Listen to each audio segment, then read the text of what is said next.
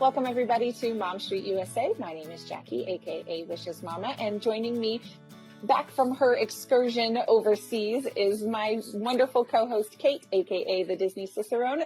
And tonight we're going to be talking all things Disneyland Paris. We're super excited to share this information with you, and Kate's going to give you her firsthand experience on everything she saw while she was there, which is super exciting. So Kate, welcome back.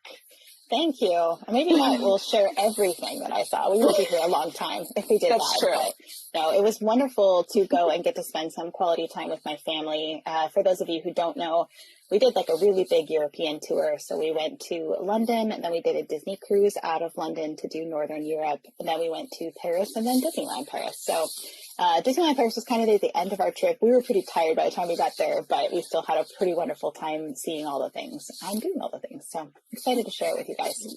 Yeah, I love it. So tonight we're going to kind of go over everything that we did together because I helped Kate plan a lot of her Disneyland Paris stuff before she went. So we're going to talk about what that planning looked like, and then Kate's going to give us some insight on what she actually experienced when she was there. So we're hoping to give you guys an insight that way if you're someone looking to travel there or you just want to hear about it. We're going to give you lots of good information about that this evening.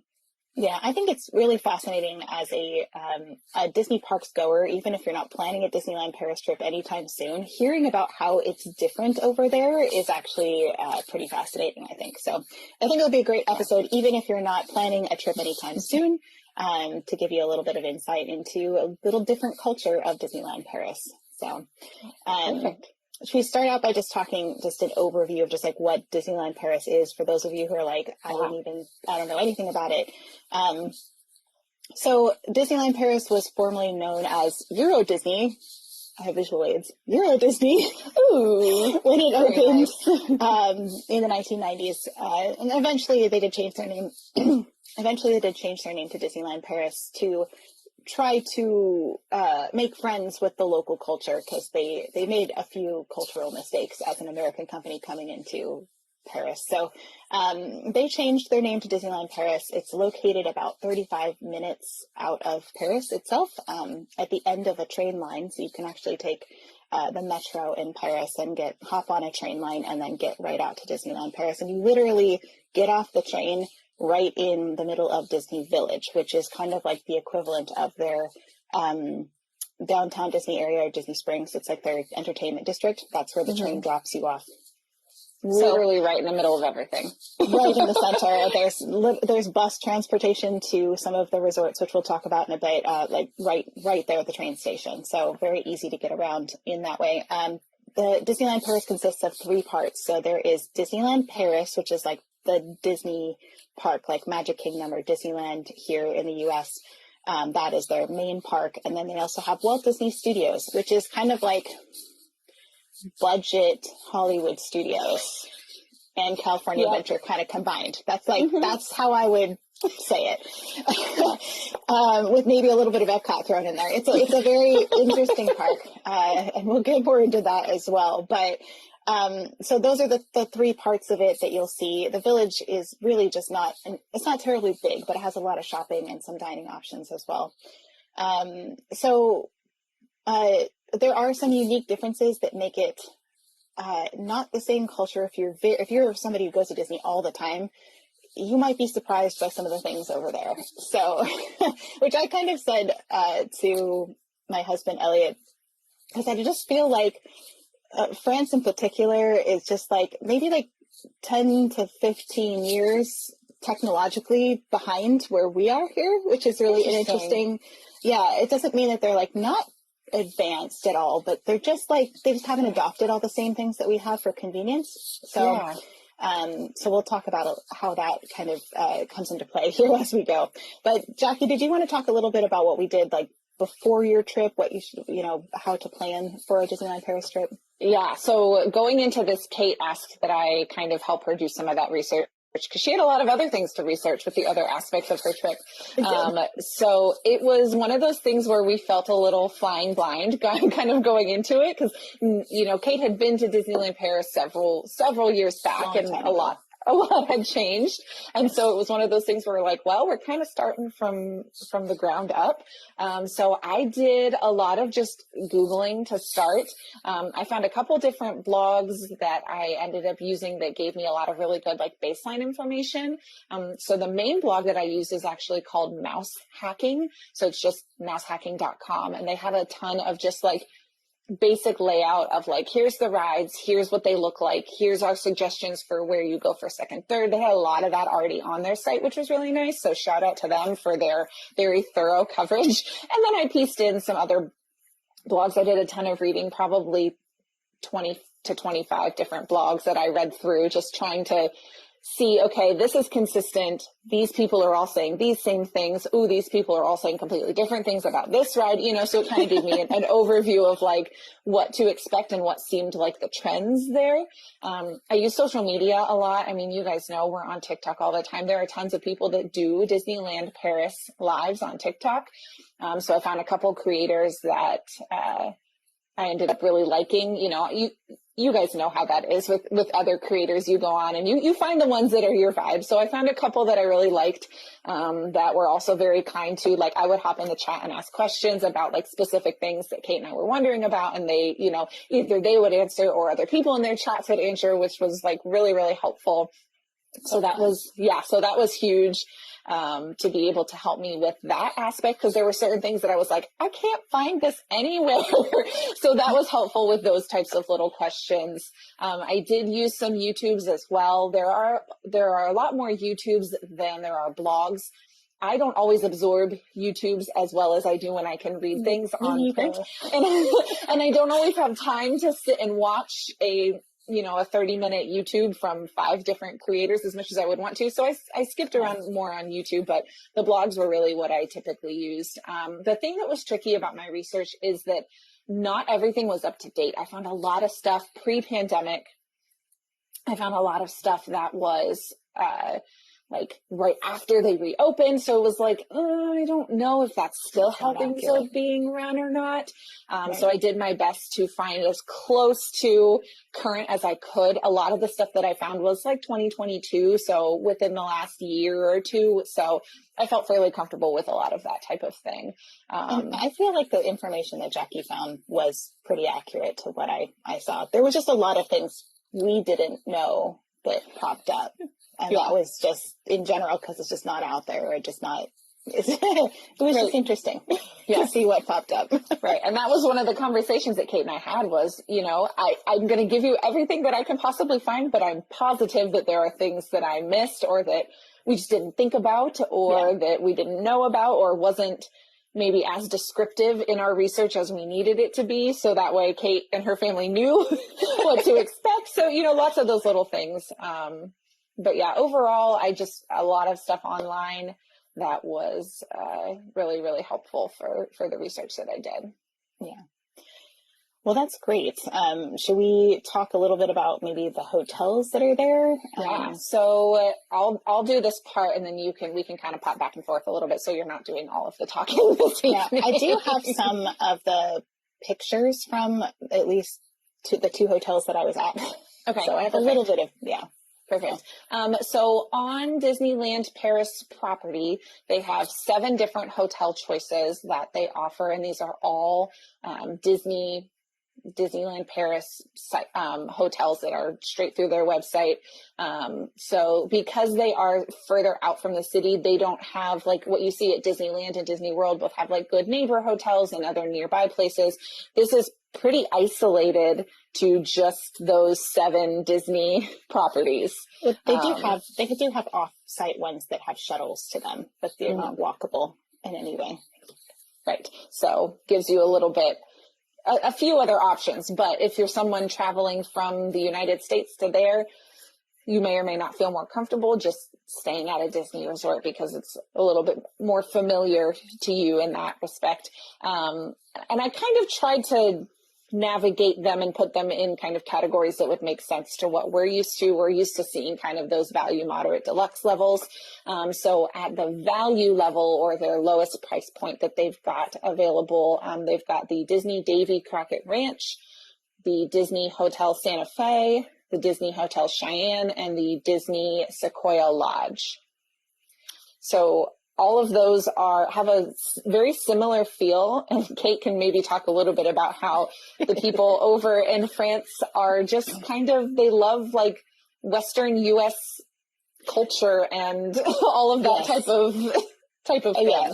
Okay, so when they were researching how to make Disneyland Paris, and trying to figure out what is it about American culture that people in France actually like, one of the things they found out was that they love the Old West. So there is a tremendous amount of the Old West or Southwest in Disneyland Paris. And I laughed out loud because when, like, the first thing that we saw driving into Disneyland Paris was this, like, was this covered wagon. And I'm like, where are we? I know, I'm from Oregon. So I was like, I'm literally like, it's like we just came home, but we're in France, and it was so bizarre. So I will say that it's a little bit eerie, like walking around this resort. This one is the Hotel Cheyenne. So walking around this resort was a little bit odd because there was nobody there unless it was like everybody was leaving or coming in, but otherwise it was empty. The streets were empty. So and it was just like abandoned ghost town of the exactly. Wild West. That's exactly how it felt. And oh my gosh. All of their restaurants were not open during the day. So if you were just hanging out at your resort, there's no food for you there. You have to go take a bus or walk into the village, because they only had their Chuck Wagon Cafe and like all these things open when guests would be there after the park closes or in the morning before they go out. So don't expect to have food all day long at your resort because it might not happen. Yeah, that's a whole weird thing to me, but you know. This is what the rooms look like at Hotel Cheyenne. And so it has like a queen size bed, and then it has a bed that actually has a cover on it. It looks like a day bed, and then it has a trundle bed that I did actually pop up and be full height. Like you pulled out, it would spring up. And you could kind of roll them apart from each other, which my daughters loved because they wanted their own space. Naturally, of course they did. But you can tell the theming is kind of like, it's almost like value theming in the US. Like it's very like there's wallpaper strips for, you know, we did have a boot lamp. And so my son called it the Boot Hotel, which I thought was really funny. I don't know if, yeah, here it is. It's like, because there's a snake in my boot from Woody. So it's just a cowboy boot. That's amazing. I love that. Yeah. So it was basic. It was what we needed. It was, you know, it had almost all the things we needed. And just like in the, what do you call it? Just like in Disney Cruise Line, in order to get the lights to turn on and off, you have to put your key card in by the front door. Otherwise your lights won't turn on. So FYI, some people will bring like an extra, old credit card or fake credit card or something just to stick in there so you don't have to be annoyed by having to put your key card in there every time you come in. So you can do that on Disney Cruise Line as well. That's I don't know if they encourage that, but we did that because it's just frustrating to have to dig it out of anyway. So when you're coming back from the park and you've got all your bags on and you're trying to just get the lights to turn on so you can see where you're going. Pitch black. Yeah. Right. You're like, where is it? Yeah, exactly. So a lot of those like value level, like I said, resorts have that kind of Western, Southwestern United States theming to them. I mean, you can hear it in their names: Santa Fe, Cheyenne, Sequoia. So you get that vibe from that area. This is my view out my window, which was, the vegetation is very similar to Oregon as well. I think they're on the same like latitude around the world. So they had Oregon grape, and they had evergreens, and they had ferns, and I was like, this is like being at home. So, anyway, it was so crazy. Yeah. So crazy. So then they've got kind of your moderate or kind of in the middle level of resorts. They've got the Disney Newport Bay Club and the Disney Hotel New York, the Art of Marvel. So those are kind of your two mid-range, so to speak. And all of these you can find on the Disneyland Paris website. We didn't throw in prices on here because there's just too many variables with dates and how many days you're staying and that type of thing. But they are all very easily accessible on the Disneyland Paris website. Their website is fairly easy to navigate when it comes to that. Yeah, this one I think is that was it the yacht club one? Newport Bay Club, whatever. I'm like, what? It looks like the yacht club. Yeah. So where I'm standing in this photo is I'm standing in New York, and I'm looking across the bay at the other one. So they kind of all face each other. Mm-hmm. And I would say the Hotel New York is an upscale deluxe resort. I would probably put it because it is spendy. price point, it's technically in that mid-range, but yeah, it's borderline deluxe level when it comes to that, because it is quite a jump in price point from like the Cheyenne and those ones that we were just looking at up to that, and it's the layout and everything they have inside of that Art of Marvel is really, really cool. Oh yes, I have lots I can share about that. Yes. But I want to stop you if you have more you want to share about. No, you're good. Things. Go ahead if you want to share some more about the Art of Marvel. I think I'm going to plug in my experience as to why we had 2 hotels here, because I think this is really important for anyone who's listening. Yes. Please don't ever have the same mistake that we had, because so what happened was I booked my vacation on the Disney website. They sent me a confirmation to my email. I assume it said, you have to pay by a certain date.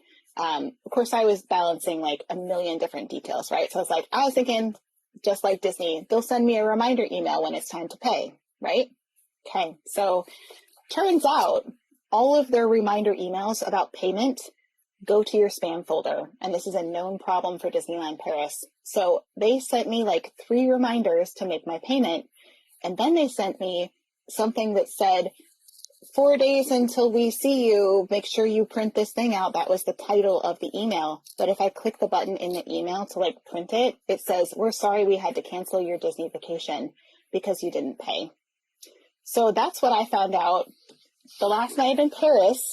Before we were going, I found out that they had canceled our entire Disney vacation. And I did cry. All because those emails went to your spam.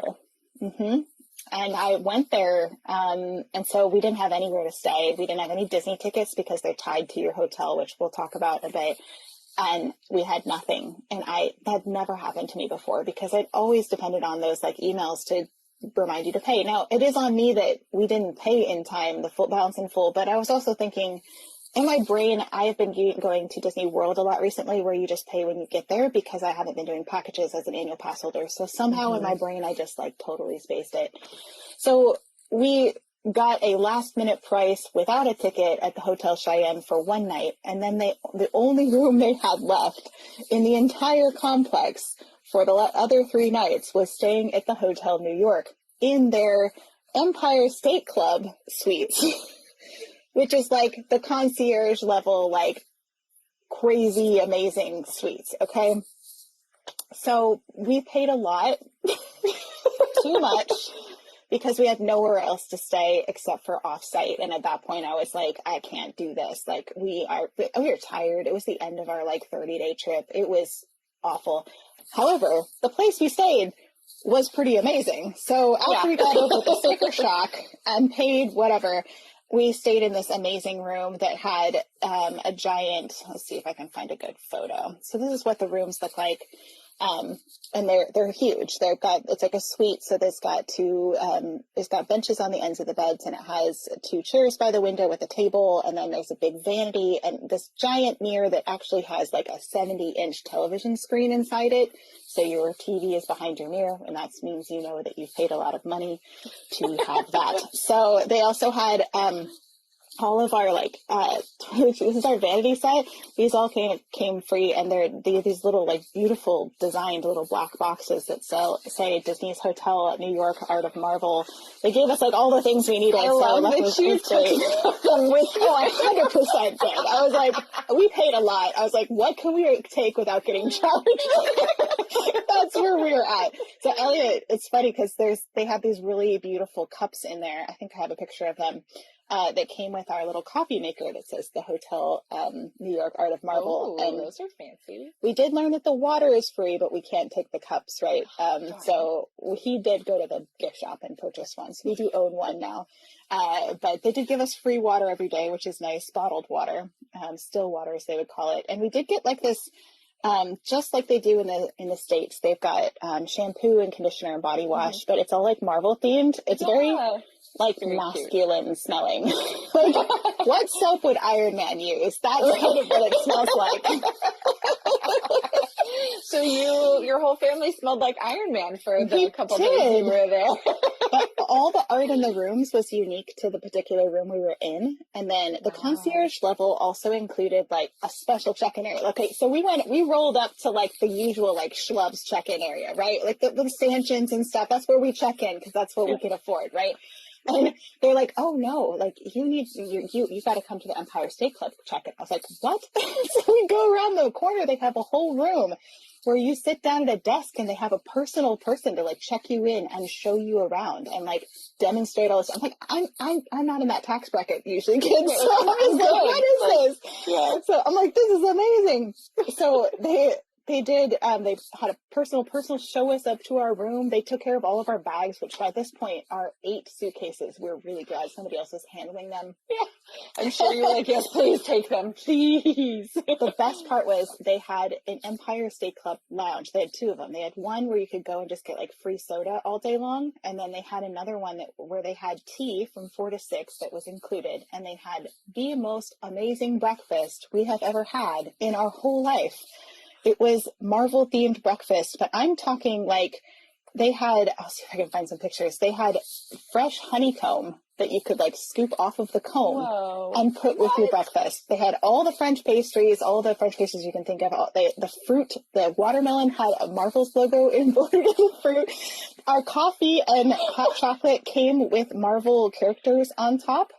So you can order a specific character. I have to find a picture for you because I was like, it was amazing. It was literally incredible. The best breakfast I've ever had. Here is little baby Groot on top of my daughter's hot chocolate. Oh my word. That is the cutest thing I've ever seen. We're gonna need to post that on like our Instagram so that people who are just listening to the podcast afterwards can see all of these amazing cafe art on your coffees and teas and hot chocolates. It was crazy. So this one's like the Avengers logo as well. You could just kind of choose whatever character you wanted and they would just put it on your thing. So we had the fresh honey, we had they had all the pastries and things. Let's see if there's a little video here, but they had fresh bread that they had made. It could make you an omelet to order. So good. You could have all the French things that you would never. Oh, here's the honey. Look at this. Like, this is crazy. You could either have the fresh honey that had dripped off of the honeycomb, or you could have the actual honeycomb yourself.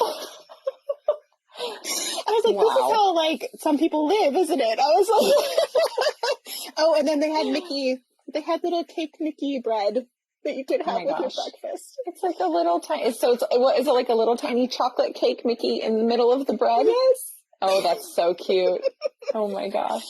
And, so anyway, I could gush about this breakfast for the rest of the episode, but I will just say that if you do stay in the Empire State Club, you get a lot of amazing things with it, and it's only open to people that stay at that like concierge level. So save your money, kids, and treat yourself to that whole service. Yeah, it was great. So, anyway, I won't say too much else about that, except that because we were on this concierge level, you could also book private character meet and greets with any of like the Marvel characters. So you could just call in, make an appointment, and like go see Spider-Man. And so, yeah, it was amazing. That's very cool. Did you and your kids end up doing that? I know you said they're not huge character people. Did you guys end up doing that character interaction? We didn't do that one in the hotel. We did do the one in the parks. In the parks, yeah. Very cool. Anyway, I'll just say that in the hotel itself, if you are a huge Marvel fan, like, oh, sorry, that one has a picture of my kiddo in it. They have just art everywhere.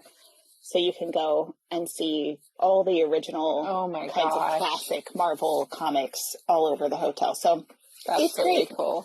And the building itself, just FYI, is designed by Michael Graves, who is a very famous architect that Michael Eisner had him come in and design that hotel. So there's one that's in Portland too that's like a very famous building of his. So I'm like, it was fun to stay in that. Yeah. Now, a lot of that, like some of the artwork and stuff you can see in like the lobby and common areas, or is that all in like the upstairs guest areas for that one?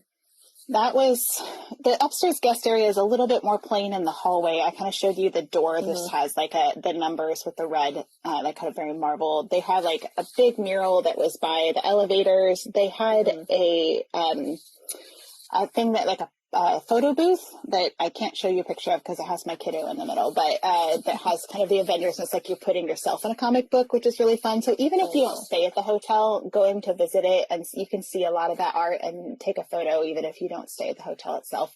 I think it's worth a trip if you are a huge Marvel fan. Yeah, absolutely.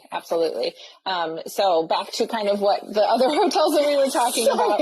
No, you're good. That was perfect. I knew I was wanting to see, and you sent me a few photos. I was like, I want to see all of it too.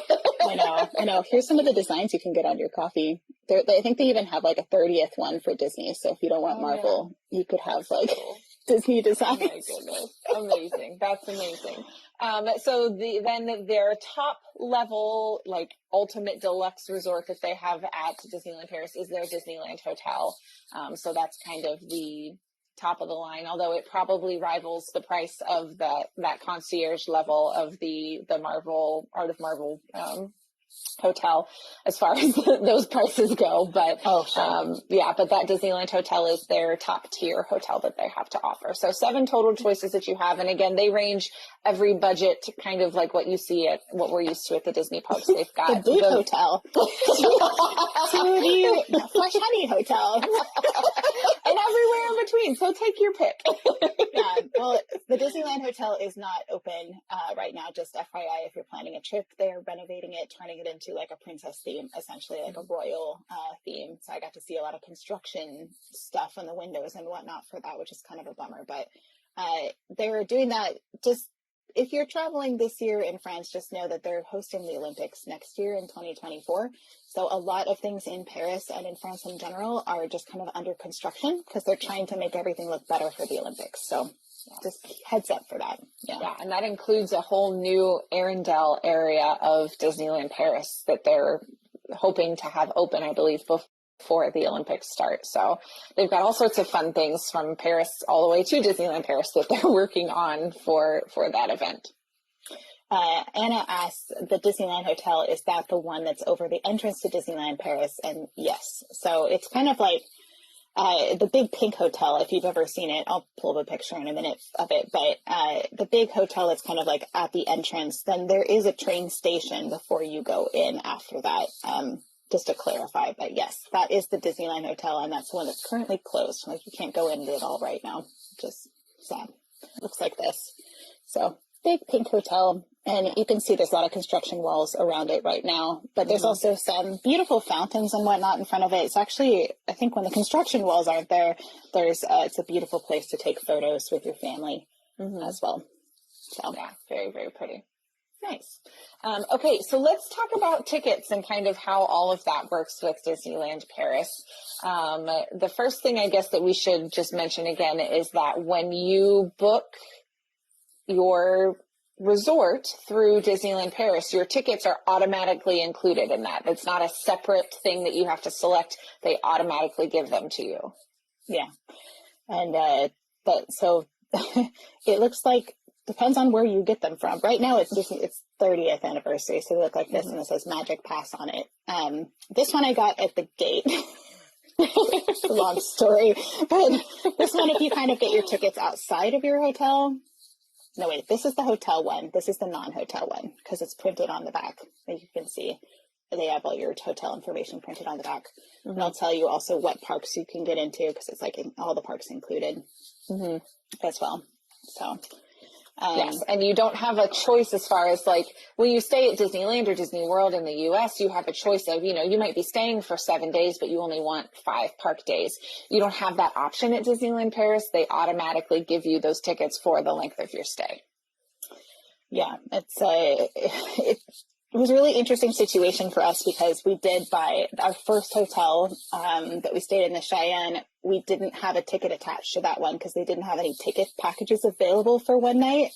So we weren't. Okay. So we lost a whole day of the parks of our trip because of that, their email error, which really stinks. But so we went into the park first, and we learned, we learned as we got to the gate, they're just like, no, you have to check into your hotel first that has the package, and they'll give you your passes to get into the park. And I was like, we don't want to walk all the way back to New York, right? So we're like, is there any way we can do this here? And they're like, well, you got to go to guest services. So that's how we ended up with 2 passes, is because we ended up having to, and then it made it complicated when we went to check in for a hotel, because they're like, what, you already have your tickets? Like, you're not supposed to have those. And so just go to your hotel first and check in, because otherwise you're going to create a headache for yourself, and the cast members won't know what you're doing because it's a thing. So just go to your hotel first to get your tickets. Yep. And I will say, as far as park reservations go, because I know that's a question that people ask because we are dealing with those in the U.S., they do have them in Disneyland Paris as well. But when you book the package, you don't have to make a park reservation because it's automatically done for you because it's linked to your stay. But now if for some reason you end up with that non-connected ticket, like Kate was mentioning, then that one would need a reservation if you're doing that ahead of time. But typically you're going to be booking that package with the resort and the tickets, and you're not going to need to do a park reservation if that's the case. Right. And it is really interesting that the tickets, they don't have any magic bands there. Not at all. They don't sell them. They don't exist. It's like this doesn't exist at all. So no magic bands, and there's no digital tickets inside your app. It looks like, I think I saw some people scanning QR codes to go in. I'm pretty sure that might be the annual pass that's there. But anybody who has hotel tickets, I showed them, my tickets show up in my app, but they don't allow me to get into the park. So the way that you scan into the park, instead of having tap styles with like a finger or whatever, or like, they don't have any of that. Instead, it's like the subway, if you've ever been on the subway. So you scan your card on like a little pad, and it will like read your card that you're valid, and then the doors open up and you walk through them. So that's how you get in. They kind of like, the cast members just make sure you kind of like have one of these before you walk towards them, and that's it. So interesting. It's a different system. And I was like, it's interesting to me because they don't have my photo. So I could have handed this to like Jackie if she had showed up and been like, have a good day in Disneyland, and she could have just gotten in and had a fun time. So a very different system than in the U.S. Not that I did that or would advocate for that. I'm just saying. No, not at all. But that is interesting because, we're so used to, they scan a fingerprint or, that type of thing. Your cards are pretty transferable at Disneyland Paris if you want to. So, okay. It's not a tap style or a turn style. I guess it's a tap style if you think of like you tap your card on the thing and then the doors open. So I guess it would be a tap style. Right. So no magic bands, and the cards. And it's interesting that, we stayed 4 nights, or we were supposed to stay 4 nights, and then it would have given us a 5-day ticket. So you could go on the day you get there, you can go on the day you leave. But I do recommend staying in a Disney hotel there, mainly because the hours are so short in those parks. Like, it's like 12 hours is all you get. So if you are staying in a Disney hotel, you get an extra hour in the morning. You get that extra magic hour. And I think you really need that to maximize your park day, especially considering how, I'll just say this now because we're talking about how Fantasyland in Disneyland actually closes an hour before the rest of the park, and it's a significant portion of the park. So you're going to lose time there to explore things and whatnot. So but that extra hour is really nice, and it's nice that anyone staying at any of the resorts has access to that. So kind of like the previous extra magic hour system that we're more used to at Walt Disney World, where it's kind of across the board. Everybody has that extra hour in the morning, which is really nice. Yeah, and I will say that not all of the Disney resorts actually have transportation to the park. So if you're booking, I feel like one of the ones that was more like the campground ones, those ones didn't have any transportation to the park. So you either got to drive yourself or call an Uber or something, which is not necessarily reliable out there. So make sure you are staying close enough to walk or have Disney transportation if you're staying in a Disney hotel, because that could catch you off guard. Yeah. And how far was your walk from the different resorts? Did you walk directly to the parks from the Cheyenne when you were there? We took the shuttle. Okay. We took the shuttle it goes to the village, so it doesn't go to like the park. Okay. So it's like, there's like one main bus stop, which is also next to the train station. So I took the shuttle, but it was only like a 5-minute ride, and it's like a 10 to 15-minute walk to the Cheyenne. From New York, it was probably less than 10 minutes, maybe like 7, because I just walked through the village. It's literally on the other side of the village is your hotel. So yeah, it's interesting because the buses aren't the same as the US because we're so used to order, right? We're used to this orderly kind of lineup. We know kind of who was there first, so we kind of let them go to the front-ish, like that. We have that like sense of order. They don't do that there. What happened was the bus would drop everybody off, and then they would swing around to where they pick everybody else up, and then they would open the 3 sets of doors, and then everybody ran towards the bus. Oh my goodness. It's like every man for himself, and you just go. And some people didn't make it on. Like, you just like, it was crazy. And the bus wasn't even like stopped rolling before people were like rushing it. And I was like, this is chaos. And honestly, that's just kind of the culture there. So there's, the people in the UK are very good about queuing, but beyond that, a lot of Europe, they don't care about queuing. They don't care about lining up and whose turn is it or cutting. That's not a thing. Like, they're just like, I want to go, so I'm going. Good luck to you. So, since we're talking about that, I'll just mention that happens everywhere in the parks. So be prepared for people to cut in front of you, to jump into the premier pass lines when they're not supposed to. It's just like, I don't know why it's a thing there, but I got upset by the last night because it just happened to me the whole time I was there. Yeah. And some of the queues are like wider when you first enter them, and then they kind of get narrower. So people, I guess, think that we usually think like after you pass underneath the sign, you're now in line, right? We think like nobody's supposed to cross after that. They don't think that. They're like, oh no, this is wide enough and I can still pass you because I have room, so I'm gonna. By the end of it, I was like holding my ground, and I was like, excuse me. I was tired. I was like, elbows out. Excuse me.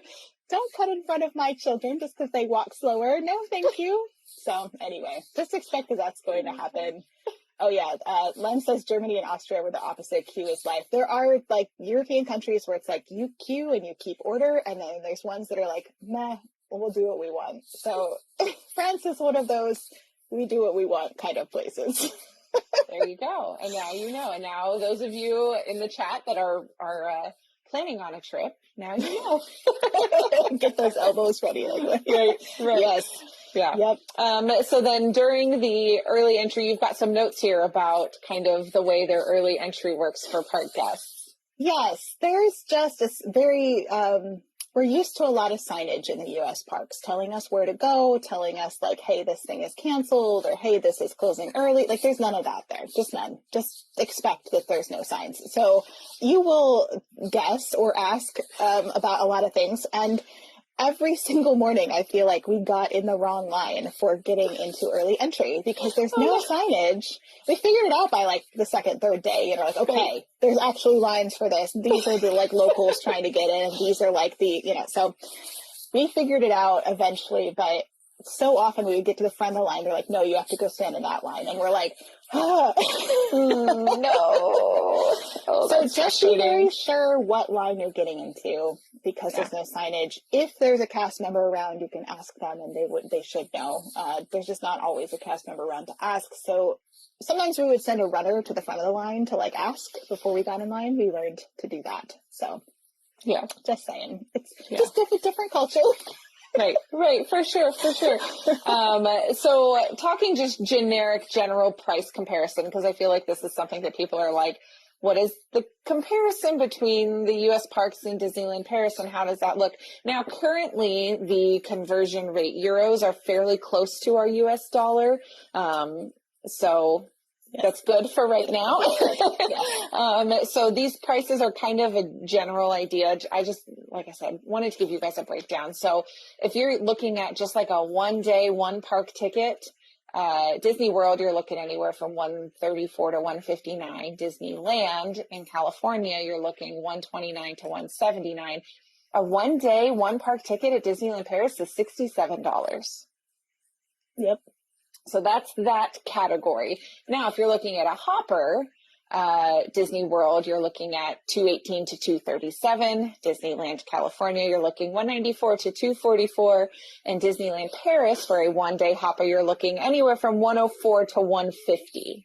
Which is what they quoted us when we were there for that 1 day, and we only had a half day left, and they're like, it'll be like €100, and we're like, that's not worth it for a half day. We're like, I would say we'd go swim, but most of the places don't have pools there unless they're deluxe. So, right, which we found out when we were doing all that research on those hotels. Yep. So that just kind of gives you that idea. Now, let's look at a 3 day ticket, just to give you guys kind of a more realistic idea. In Disney World, a 3 day ticket is a 3 day single park per day ticket. So a base ticket is $425. Disneyland California is $360, and they actually do not offer non-hopper options past 1 day at Disneyland Paris. I don't know why. So you have to have a hopper once you get past 1 day. 2 days, you have to have a hopper option. Because they want to make people go into that second park, because so many people don't want to go into, Disney Studios Park. So that's their way of trying to spread out the crowds, is by not offering a single park. Yep, exactly. So if you're looking at a 3 day hopper at Disney World, you're looking at $505. At Disneyland California, you're looking around $420. At Disneyland Paris, you're looking anywhere from $258 to $372. So their tickets do fluctuate based on how busy they're going to be, crowd levels, time of year, that type of thing, just like we see in the US. So those ticket prices, when I was looking, I think were like January-ish when I was comparing across the board for all 3 areas. So you can see the difference. Now, that being said, there's 2 parks at Disneyland Paris, 2 parks at Disneyland California, 4 parks at Disney World. So some of that price comparison, is because of that. But overall, your prices at Disneyland Paris are not terrible, for sure. Unless they cancel your hotel reservation. Yeah. In which case, that's just all expensive. And do remember that I pulled out those ticket prices. Those are not your package prices for Disneyland Paris. And we did mention earlier that when you book your resort, those tickets are automatically included. I just gave you a ticket to ticket comparison because that's the easiest way to compare when you're looking at that, because the hotels will fluctuate all over the place. But that's your ticket to ticket comparison kind of across the board, just to give you guys an idea of what that looks like. That's really helpful, Jackie. Thank you. Yeah, of course. Okay, so another thing that they do have that we also have here, have had previously here in the States for our parks, are dining plans. The interesting thing about their dining plans that they have there is they have a lot more options for their dining plans than we have seen previously in the States. And they do use a physical meal voucher card. So similar to kind of what Kate was talking about with those Magic Pass cards, that's what they utilize for that whenever you go to use it. So they have kind of 2 options of the dining plans that you can do. And then within those 2 main options are sub tiers, kind of the way that it's broken down.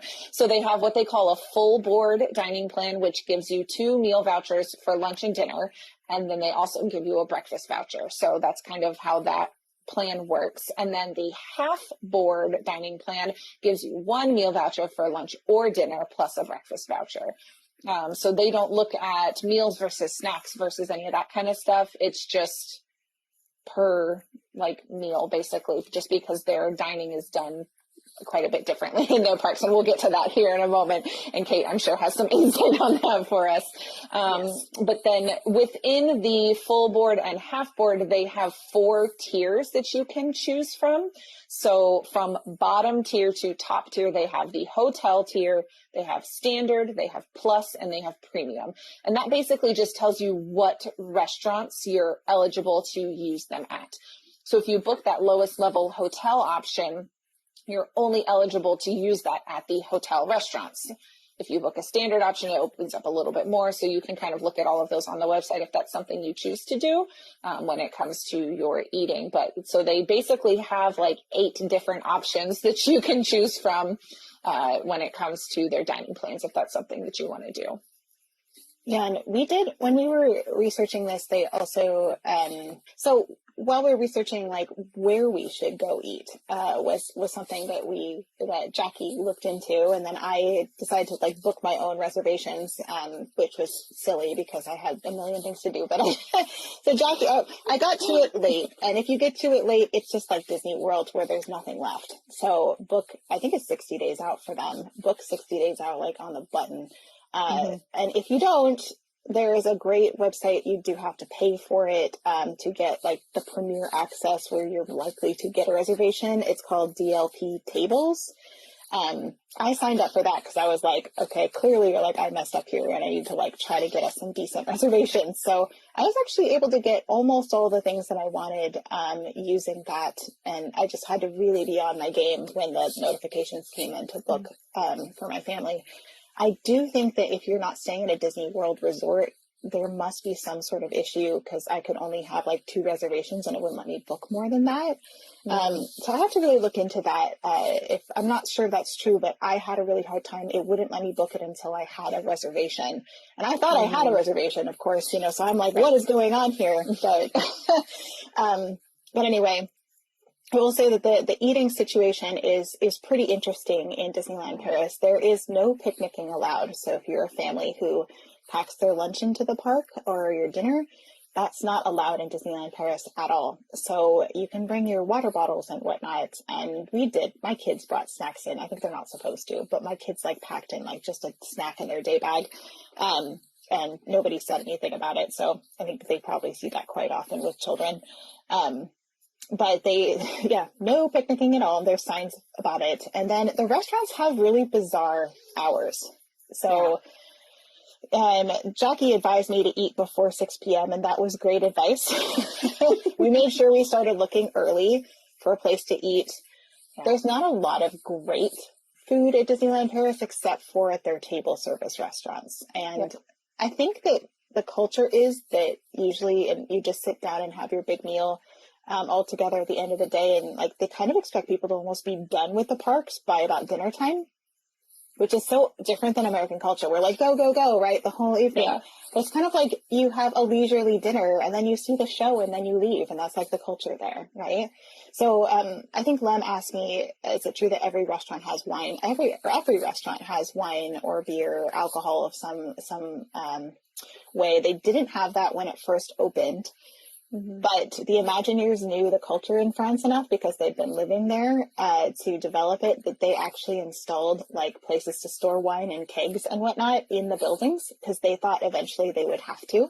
And sure enough, the people of France the people of France kind of like revolted. They're like, what do you mean I can't have wine with my dinner? Like, this is just part of life, right? So they do serve alcohol pretty much everywhere throughout the parks. And then so if your restaurants are like closed, Disney Village is the only place that has kind of open late eating places. There's a 2-story McDonald's, and there's a new like almost like Rose and Crown pub, but it's not called that. It's called something else. But it just opened up recently that kind of is down there that everybody recommended that when I asked like where would you eat. We didn't eat a lot down there. I think it's a Rainforest Cafe as well. There's my kids ate at like the Cool Stop, so they had like pizza. They had like that little convenience store that we found because we were concerned, not gonna lie, when we were looking at, because a lot of the things that I read said that there have been instances, and it's frequent, where people would be standing in line at these quick service locations and they would just close while there was still a line there, and they'd be like, sorry, we're closed. And it's like, oh man, okay. Yeah. So it was one of those things where, like, when we looked at the different places to eat, it's like, okay, we're going to look a little bit of everywhere because we want to make sure that you guys have options that you can go to. Like, we were in the, like, Pinocchio Village House restaurant, and it was, like, 6:30, which we think is, like, the height of, like, dinner time. And they were closing their doors and saying, like, luckily, like, Elliot had gotten in with the kids, and they were telling me you can't order anymore, but he was already in line. And I was like, okay, thank goodness we got here in time, because, yeah, they just close all of the quick service, and then you can't get any reservations for the table service. And then it's like, what do you eat? Because you can't picnic. So you can eat, what you can eat is... sometimes like the snack carts will stay open later, or you can go into Disney Village, which is super annoying if you're in the park and you're hungry. But they do have like crepe stands everywhere. So it's kind of like the churros of Disney. They have like crepes where you can get a sugar crepe or a Nutella crepe virtually everywhere, and they're really good. So I recommend those. And they do have some popcorn stands, but their popcorn is a little bit different than it is in the US. It's not like the Pop Secret kind of like buttery one. It's more like lightly salted popcorn, but it was really good. And the refills for it, though, were expensive. Even if you bought the popcorn bucket, it was like €6 for a refill. So don't expect like cheap popcorn refills there. That's not a thing. Loves to smuggle in baguettes. They have lots of baguettes there. That's a thing. That might be a little too obvious in your bag.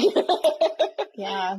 The places that I loved eating the most with my family, we loved Pim's Kitchen, I think was like one of the best places we ate. And it's not like the one in DCA if you're used to Pim's Test Kitchen, which does have good food too. But it has, look, this giant Oreo cake. That's awesome. Yeah, so it has kind of like Oreo. The idea of like big and small food, right? Like just like the one in the US. And they have this giant pretzel. Look, Jackie, it's a giant pretzel sandwich. Pretzel sandwich. That's so cool. I think it was a burger or something. But no, this one was a sandwich. They had also one that was a burger that they sliced. And then they also had little mini ones as well, which is really cool. Really fun. But it was this massive buffet. It was a buffet restaurant. They did give you a little pretzel that they sent to your table and they hung up on the, so you started your meal with a pretzel hanging at your table, which just made me think of Jackie because she loves her pretzels. I do love pretzels. So true. And then they have just like giant brie and tiny brie, and then they have a whole assortment of just, I don't even remember half the food I have. Like, here's a picture of my plate. They had little ceviche things. They had little mini burgers. They had barbecue pork. They had these spring rolls that were really good. They had, some of it was like really like gourmet food that was all just kind of like finger food-esque. And then they brought your juice in little, what they call the little beakers and whatnot, because it was like a lab, right? Yeah. So how fun. It was so great. And then this is my desserts. I have to show you my desserts. So they have this like honeycomb wasp cake. Ooh. And a lemon like chiffon layered cake. And then there's like a pecan one in the back there and a key lime pie. And they were all very European flavors in the way that they were very light. Nothing was extremely sugary or extremely heavy.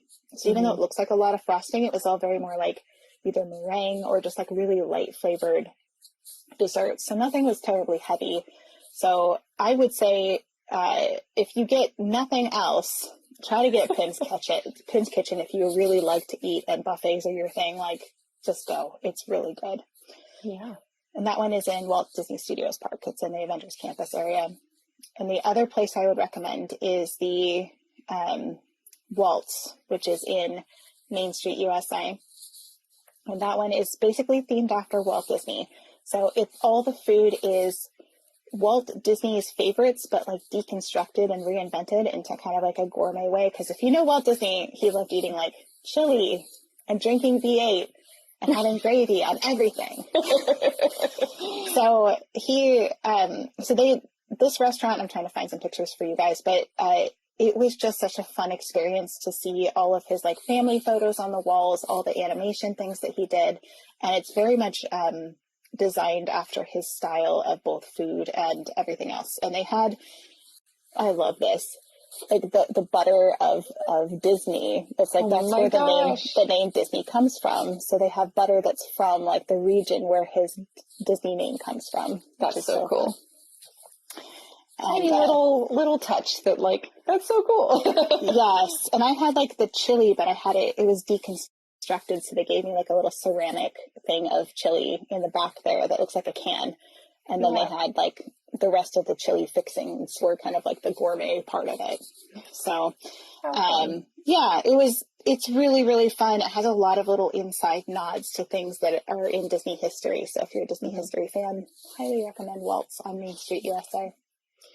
Yeah, and that was one that you didn't get Waltz until like last minute for that one, because that was one that we were like, we need to make sure that you get it. And it was like, were you on your cruise when you got that? Yeah, I was in port somewhere because I couldn't be like on the ship. I didn't get signal, so I was like in a port. I was like, it popped up, and we were like sailing away, and you have 10 minutes before you leave sail. So I was like, oh no! But no, I got it in time, which was so good. And I'll just say that the other place. I know I kind of jumped around here. Sorry, that's okay. Jackie, but no, you're good. I found you. I will say I heard a lot of recommendations for Remy's, which is a really cute place to eat. It has looks like little champagne corks and things for your chairs, and it's like adorable. Like you're shrunk down to the size of a mouse and you're eating. And I heard really good things about that place, but that reservation was impossible to find. So that is it's at the exit. If you imagine, if you're used to seeing the Ratatouille, like Remy ride in Epcot, and you know how you get out on the exit and there's just like a big wall there. That wall was all window looking into the restaurant there. So that's where the restaurant's located. And I didn't get to try it, but people recommended it. And then the Coco restaurant that just opened, that's actually a quick service meal, if you're not going to do a table service, we recommend that one. It was actually really good.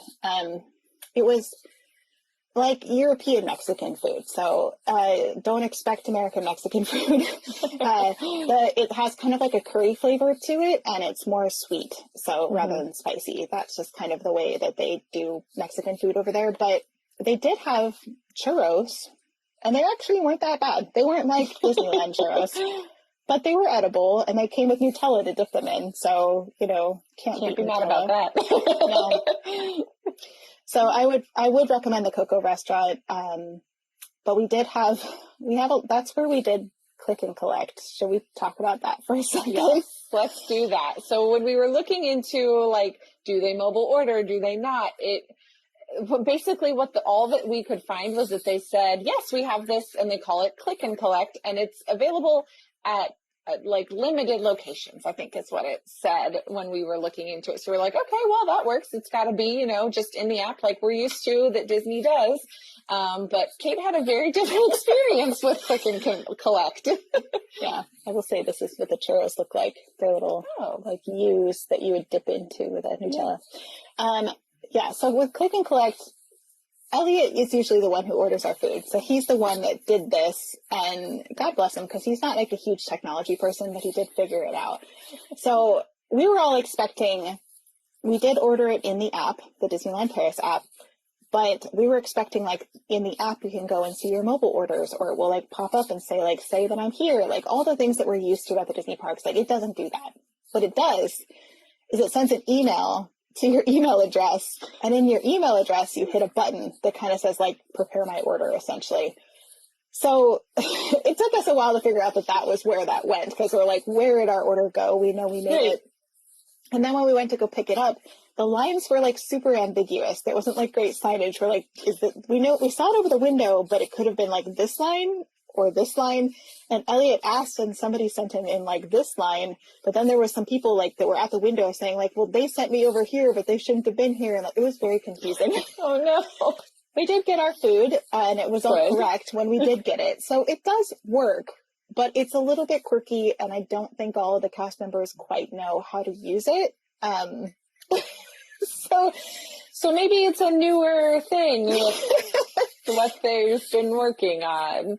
There's that, how Kate mentioned earlier that they're a little behind us technologically.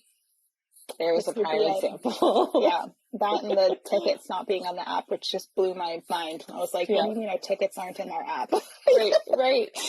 Oh, it was great. So, so in terms of food, other places, there's not a lot of places that the menus looked about great to us. Like, and Elliot's like a huge foodie, so he was like, I don't know, we could eat that if we had to. It's kind of how we felt about a lot of the restaurants there. Yeah, and I kind of warned Kate that was the research that I did, was the food is not good. So I had warned Kate, like, okay, you're going to have to prep Elliot, because I knew how big of a foodie he was. I was like, you're going to have to prep him that it's not going to be great, unfortunately. No, but luckily we had those table service meals. We had enough, and the breakfast at our hotel, that was amazing. Like, he got to start his day with that breakfast. Like, I don't usually eat breakfast that often, but he went to go get it every day, so he took advantage of that, and I think that really evened things out for him. Yes. Well, that worked, because we weren't sure exactly what breakfast was going to look like going into it with what we knew was available and not available. So, it worked out. I know. I don't know if we would have had much breakfast. I think they did have a restaurant that opened up for something at the Cheyenne in the morning, but we weren't there long enough. There was a Starbucks there, so we probably could have gotten something from Starbucks every day, but that's financially not really a win, and also it's like not necessarily the healthiest depending on what you get. So, right. Yeah, absolutely. Yeah, so that's kind of, in a nutshell, what the dining looks like. Sorry, that was a lot, but no, there's a lot okay. to say there. That's okay. Yeah. Okay, let's talk about something else that we can compare kind of across parks, and that is the Genie Plus Lightning Lane Fast Pass system. So Disneyland Paris does have a system for shortening your wait time. They do call it the Disney Premier Access Pass, and that is, they've got a couple different options on how they utilize this. So you can use the Access 1 option, which is a pay by attraction option.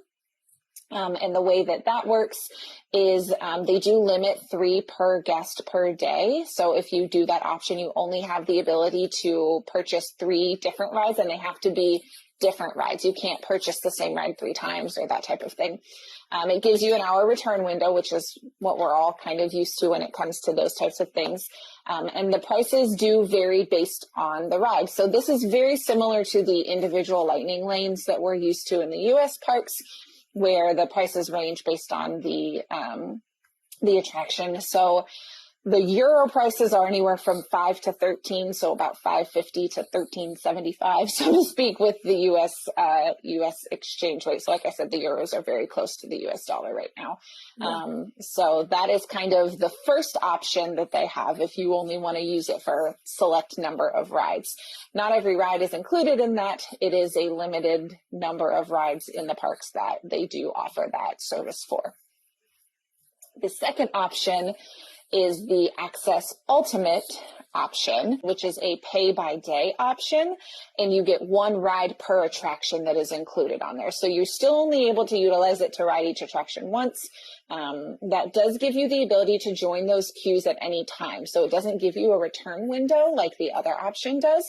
You can just get in those lines at any point with that pass. The price for that ranges anywhere from, in US dollars, $95 to $200 per person per day. And those prices do fluctuate depending on the crowd level.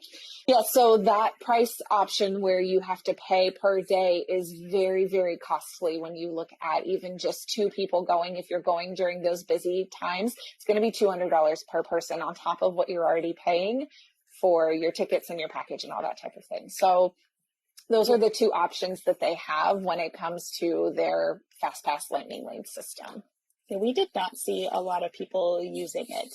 Like, it's not like a steady long stream of like Lightning Lane people. It was like here and there was a couple people going in that side. And I did hear one of those guys that tried to like cut me off in one of the lines was standing behind me, and he was speaking French, but I understand enough that I could understand what he's saying. He was just like nonstop complaining about how long the line was. It was like a 30-minute line. Like, for us in the U.S., we're like, this is no big deal, right? It was Big Thunder Mountain. So we're like, okay. He was basically saying, like, I can't believe this line is so long, and how come we can't get that Premier Access Pass? And like, he was just like going off in French, and I was like, okay, this guy's having a bad day. That's probably why I was trying to cut the line. Right. So yeah, so they do have those options, but like Kate said, it doesn't seem like it's often utilized.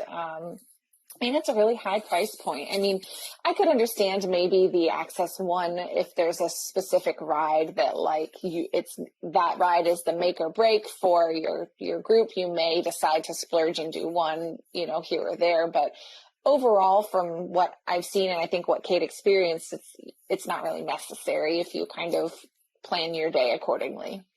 No, there was only 2 lines that we waited in that were extremely long. And one was the Crushes Coaster line in Walt Disney Studios Park. I think because it's like a newer one. And Crushes Coaster, if you're not familiar with it, it's kind of like a less themed Guardians, like the one in Epcot, where the roller coaster will like turn. So it's kind of like you're going on the EAC and they're like being spun in the water and stuff. It's kind of, but it's really, there's not much of a theme to it. It's cute and it was fun, but we waited like 65 minutes for it. Oh gosh. And it was a long line. And my kids are like, they just hate it now because they're like, they had to wait for so long, and I like, don't blame them. But the other one was Peter Pan, but Peter Pan always has a long line no matter what park you're in. It just does because it's slow loading. And I feel like it was extra long the day we were there because it just opened up after a refurb. So I don't know if it's always that long.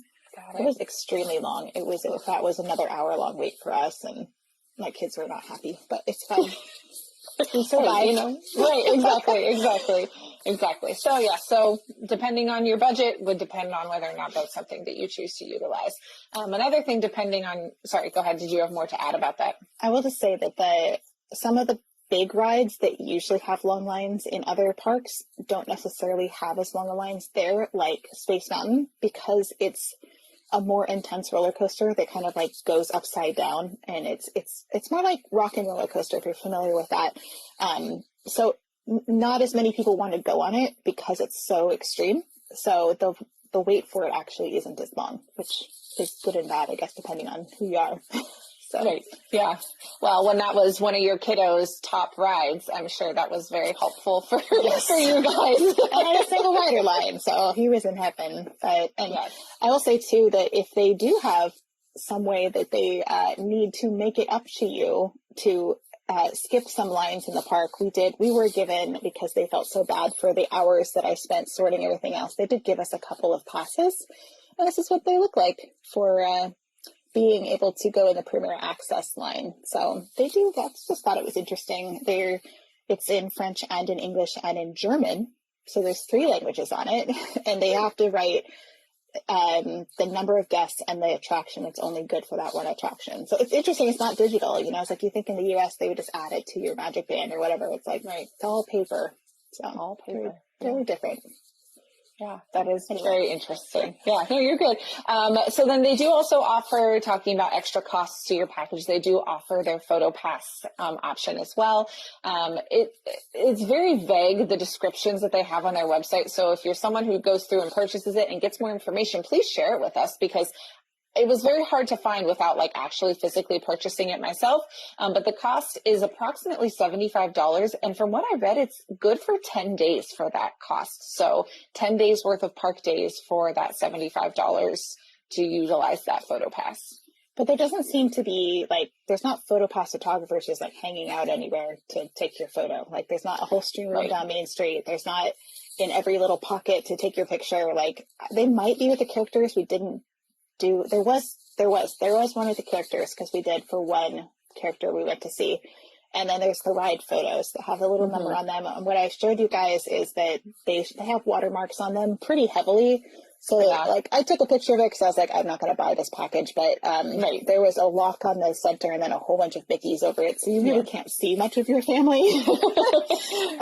So that's how they keep it from people so they have to go. And there's actually physical places to go buy that photo after the ride, like there used to be in the Disney parks. Those still exist in Disneyland Paris. I mean, I kind of love that. That's a fun, you think of going to theme parks, so you get to bring the photo home with you, so I don't mind that. I think that's fun. I'd like to have the digital as well. Right. I'd like to have the digital version as well, because it's just much easier to keep track of that way, but it's a fun option to have the ability to print those in the parks. Yeah. It was fun. Yeah. We didn't buy them because we had enough stuff to carry. I don't blame you for that. So yeah, so about $75 from what I could see for up to 10 days. So that's your other kind of extra add-on if you choose to with your package deal. And then I think we already talked a little bit about the whole package reservation process. Is there anything else with that, Kate, that you wanted to add on? No, just be really, really aware that for your due date to make sure that you don't miss it like I did and then have them cancel your whole trip, because that's just awful. So just, be very aware of that due date on the first email, because their next email, you can't guarantee it's going to land in your inbox. It might land in your spam, like me. Yeah. Or if you're someone that frequently checks your spam inbox, good for you. Who does that? I don't know. Well, I even explained to them, I was also at sea. The day that they canceled it, I was literally at sea with no internet. I couldn't even get any of the emails that they sent to my spam folder, saying you need to pay this in the next 24 hours. I was on the Disney cruise, so I couldn't get it. So even if I had seen it, I couldn't see it. Right. There wasn't anything you could have done about it. It was a perfect storm of bad things. Yes, it was. Shall we talk about some rides? Yes, let's talk about rides. Yes. So this was the fun part of all of the research that we got to do, because I watched a bunch of point of view videos of rides, and we researched the map and looked at where everything was and all of that. That's the best part, in my opinion. So this was the fun part. Yes. So Disneyland Paris, let's talk about that park first. So I've already mentioned the Space Mountain is kind of like the Rock and Roller Coaster, way more intense. And it's actually not in Tomorrowland, because Tomorrowland doesn't exist there. They have what they call Discoveryland. And Discoveryland is themed after inventors of the past, is basically what it looks like. I think I have a picture of the Discoveryland. This is actually based on a whole land that Tony Baxter designed for Disneyland, but never ended up getting built there. And so he brought the concept over to Disneyland Paris. So everything's kind of steampunk themed, and they do have the Nautilus, and Space Mountain has, if anybody's a Jules Verne fan, they have the Columbia that will launch you out to the moon on top of Space Mountain. So it looks like people are actually going up that tube on the side of Space Mountain, and looks like they're getting launched into space. That's so cool. Really fun. Yeah, it's a really unique looking place. Then they have the Hyperion airship, and they have Videopolis. If anybody remembers Videopolis in Disneyland, they have a Videopolis there. It's just a big theater. And we found actually really good tip for families. If you're looking for a place to sit down in the shade, it seems like during the day there's just open seating, and they play Mickey cartoons, and they go between English and French with subtitles of the other language. Oh, I love that. That's awesome. Yeah. So my kids, the bathroom lines are really long almost everywhere there. So there's a bathroom in there. So while some of us were waiting for the bathroom, the other people just sat down and waited, and we could watch the Mickey cartoons and whatnot, which was really fun. So that's a great place to get out if it's hot outside, or you just need to get out of the crowds a little bit and spread out. There's a lot of seating in there. It's just a giant theater where nothing's going on. So yeah, that's helpful. Yes. In terms of other rides, I should mention Space Mountain is also currently Hyperspace Mountain is the actual theme of the ride itself. So if you're a Star Wars fan, it's a great one. It's definitely different than the one that's in Disneyland when they have that Hyperspace Mountain. So they're not the same. It is a tough ride too if you have motion sickness. I only went on it once, and I was like, and I'm done. It's fine. I'm proud of you for going on it once, though. I did. I tried it. And then they do also have the Nautilus there. And if anybody remembers the Nautilus from 20,000 Leagues Under the Sea, it's not the submarine ride like we used to have in Disney World, but it is a walkthrough attraction like they used to have in Disneyland, where you go inside Captain Nemo's captain's quarters, and you walk through the ship. And my kids thought it was really cool, and I thought it was fun to go back and kind of relive that part of Disney history. So yeah, it was a fun thing to do if you're waiting for somebody to go on Space Mountain and you're looking for something the Autopia line can get a little bit long, and same with Buzz Lightyear that's there. So we were like, well, we can do this walkthrough, and there's no wait for it. So it's a nice thing to do while you're waiting. Autopia was pretty much the same there, and Buzz Lightyear is almost identical to Disneyland. Yes, Disneyland, because you could pick up the blaster. Other favorite rides there, Big Thunder Mountain was incredible. That was our favorite. And it looked that way. Like, I remember looking at it on the map, like, wait, it's on an island? That's so cool. There's like water all around the ride. Mm-hmm. So this is the 4th Big Thunder Mountain that Tony Baxter ever designed. And he was like, we're going to make it the best. And so he did. It's like, it's the whole ride, like you said, you go underneath the water to start. So you're in like pitch black and you can't see anything. And then you end up going on the island and go around, kind of similar to the other parks in the US. But then at the end, you go back under the water and you're like speeding, like full speed in the pitch black under the water. And it is so exhilarating. They also have this place where the water like splashes up. And we actually got like soaked on one of the ones. It splashed everywhere. It got in my eye. I was just like, wow, there's a lot of water coming. It was like Splash Mountain. But we loved it. And my kids, it was everybody's favorite ride. So I'm really glad I got to go on it multiple times, because the first time I went to Disneyland Paris, I got stuck on it and evacuated from it. And I never actually got to go on the whole thing. Oh no. So I finally got to do that. But yeah, that one's a really great one. I'd also say the Pirates is, if you're like, oh, I've seen Pirates before, it's whatever. It's like Disneyland's Pirates, except the whole storyline is reversed. So you kind of start out breaking out from the cell, like with a dog with a bone, and like, you know, they're trying to call the dog over with the keys. That's where it starts. And then like a cannonball like hits the jail, and then you're like, and it's a flooded fort, so you kind of go down a waterfall because you have like fallen out the side where, you know, the cannon had hit the thing. And then this is the only Pirates of the Caribbean where they actually like see you, the pirates see you, because they try to like hit your boat with cannonballs. That's awesome. Yeah, so fun. There's also a really cool scene where a pirate's actually swinging above you, and audio animatronic is like on a rope and swinging above your head, which is pretty neat. A lot of the center of it is exactly the same as the ones that you know, or I wouldn't say exactly, but very similar to what you know. But then at the end, there's a second drop because they said they wanted the explosions. At the end of the Disneyland version, there's this one where these like super drunk pirates are like taking shots at these barrels of explosives, but it never actually explodes. But this one, the second drop is at the end because the barrels actually do explode, and then you go down after they explode. So fun. Yeah, you end up in the ghostly grotto at the very end, and you see Jack Sparrow in the chair, and it's all really interesting. So if you're a Pirates fan at all, just go on that one. It's pretty cool. And then I also say Phantom Manor, probably one of my favorite rides there, bar none.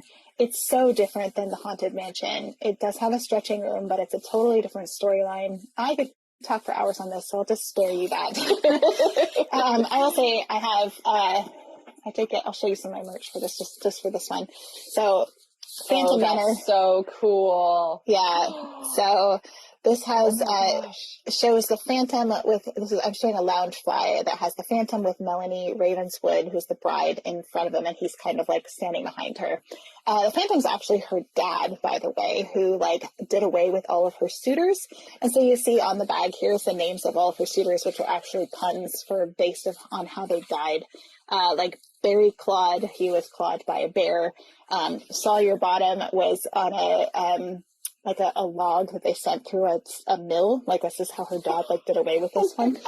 Yeah. And Ignatius Iggy Knight, oh gosh, I'm trying to remember that one. That one I'm blanking on. And then Captain Rowan D. Falls, they sent him over a waterfall in a rowboat. Oh, Ignite. It's Iggy Knight. So he is an explosives dealer, and then he ended up in an explosion in Big Thunder Mountain. So all of the things in Thunder Mesa are all tied together, including Phantom Manor. And then I love how it says non omnis moriar, which means not everything dies, which is so fun. That's so cool. And it's got Madame Leota on the back. But the most annoying part is that they put QR codes. QR codes. Like, why? Why would you do that? That's so funny. So when you scan it, does it take you to their merch website where you can buy things? Actually, this QR code goes to like special digital downloads that you can use for your phone and things like that. So it has something on it, but I was like, well, I don't want to wear it on my lunch fly forever. Right. So. That's an interesting choice, an interesting merchandise choice. It also has a little, the stanchion bats. Has a little stanchion bat a on it. zipper. How cute. Zipper. And I also have this key. These are, I'll tell you what, they're like attraction merch is my favorite. But I have this key that is the Phantom Manor, and it has the little gargoyle on the top. Gargoyle. They also had these for the Tower of Terror as well, and it says Ravenswood Estate on it, which is hard to see, but so they're little keys you can get. Very cool. It's really fun. Oh, yeah, I have this too. This one's actually one of my giveaways for my subscribers, but this little Phantom Manor with having the Yoda. Oh, and it spins. Oh, that's so cute. Yeah. Anyway, so I love it's just really fun to go on. It's creepy though. So if you have littles that might get scared, just be aware that this is not like the Disney US parks. It's a scarier storyline. It has this really spooky, the Phantom is kind of a creepy dude. So, maybe either use your best judgment for your littles if you're, maybe if you feel like comfortable watching ahead of time on what it's about. If it helps them at all to know the bride is not a scary one, she's a good person. And she's trying to get you out. She tries to help. She's trying to get you out so that you can escape. So you can always say that she's throughout the whole ride trying to help you out. But it also looks like somebody's trying to get her the whole time. So just, Yeah, my favorite thing. And those of us that follow Kate on her own personal Disney Cicerone account got to see she did a little bit of live streaming while she was there. And my favorite thing about Phantom Manor is in the loading area, they have that big, huge staircase with the bride, and it's just beautiful. I know. Isn't it wild? Yeah. It was, hard to see on live stream to the extent, but like what I could see every time, you took us on there, I think twice when you went live, and I was just like, oh, this is really cool. It is. I was bummed that my signal didn't work better on there because I wanted to show more of it, but it is what it is. You can't control that. It's like I'm in France with my US phone, so what can I expect? Right. But there's not much you can do when it comes to whether or not the Wi-Fi holds through Phantom Manor. That's so true. I was trying to see if I could find a picture of it real quick, but I don't think I have it. I do have a really great picture of Big Thunder Mountain, though. I can show you guys. Oh, that's so pretty. Yeah. So, go to Phantom Manor. Just be aware that and there's a whole backstory to it that's really complicated, and I don't want to get into it here because it'll take a long time. Eventually, we'll have to do a Distery episode about Phantom Manor, and then you guys can get some more information about it. But plug for Distery, which is Kate's other podcast that she does with our good friend Kirk from Walrus Carp. I can't talk tonight apparently, but Distery with Kate and Kirk. So if that sounds like something you want to hear more about, or you're interested in Disney history, they've got all sorts of good stuff over on that podcast. So check them out for sure. Yes, we did a 16-part episode on the history of the Haunted Mansion. So perfect for spooky season. So other things to know about the Disneyland Paris rides. There's no Jungle Cruise, which is a little bit disorienting if you're like, it's always an anchor for the parks for me. But they did have Adventureland, where you could explore. It's a lot of walking and a lot of climbing. So if you're physically challenged or really tired, it's maybe not the place to hang out in a lot. But for my kids, they thought it was great. It was like forts and tree houses. They have the Swiss Family Robinson tree house there. Lots of places, caves to kind of climb in and explore. And they also have a really great playground that's like pirate ship themed. That is kind of hard to find, but it's at the if you find the pirate ship and you find kind of like the back end of the pirate ship, it's kind of near there. So my kids didn't want to leave it. So that's a great place to let them run around a little bit. And it is enclosed where they can only go out one way. I was just going to say that. If I remember from what I was reading, that area is mostly enclosed. That particular area. Now the tree houses and the caves and that kind of stuff are not. So be sure to stick with your kiddos on there. But if you're in that little playground area, that is mostly enclosed. Yeah, if you need a place to let them run around while you sit, that's a good one. Anna's asking, we have a list of single rider lines, right? Do you remember some of the other ones? I'm trying to remember. I will find it while you chat about the next little section here. I know that I have There it are a written few. down. The Fantasyland rides in Disneyland Paris are very similar to the Disneyland versions, or at least the Disneyland versions as they were, 15 years ago. So the Snow White was more like Snow White Scary Adventures, if you remember that in Disneyland. It's a little bit more intense. It has some very creepy trees that do kind of try to get you, and there's a lot of jump scares from the witch. I loved it because I missed that version. I do love the current one that's in Disneyland, but I love that version of it. So it's kind of like going back in time to go see it. Peter Pan's almost identical. There's not much change except for the end of Peter Pan. It's a little slightly different, but they also had two-seater galleon ships too. So they had two rows in their galleon ships rather than one. The Small World is worth seeing. It's gorgeous from the outside. It's similar to Disneyland, except that it has a cover where you load and unload is all covered because it does rain there a lot more. And then inside, they have a lot of characters and dolls that are not the same as any of the other Disney parks. But Joyce Carlson, who worked on all of them, she also worked on that one as well. So there's a lot of tradition there as well as new things. So that's fun. And I have one more Fantasyland ride, and then you can tell us about the single riders. But the Pinocchio is almost 100% identical, except there's all the words are in French. So it's kind of fun to see that instead, in terms of like what's written. And then if anybody has been following Distory for a while and watched our Pinocchio episode, I had read on the prop list that there was a salt box that was somewhere in that scene. And I've been trying to find it for years in the Disneyland version.